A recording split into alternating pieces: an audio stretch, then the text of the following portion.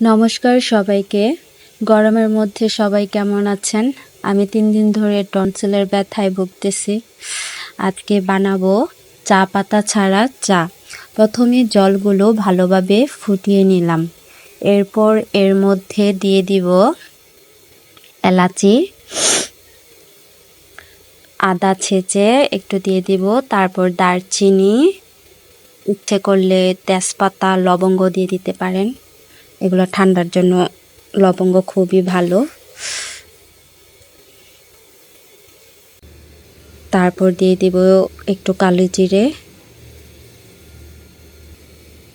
তারপর মধু।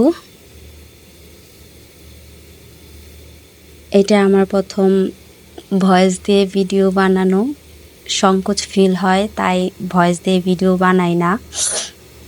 এবার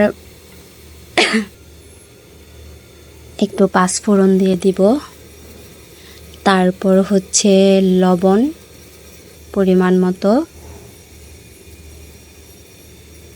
তারপর ভালোভাবে ফুটিয়ে নিব। যতক্ষণ না লাল কালারটা আসছে ততক্ষণ ভালোভাবে ফুটিয়ে নিতে হবে।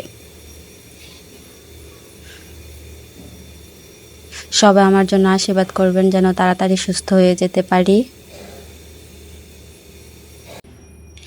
এরপর তৈরি হয়ে গেল চা পাতা ছাড়া চা। দেখতেও চমৎকার, কালারটা খুবই সুন্দর হয়েছে, খেতেও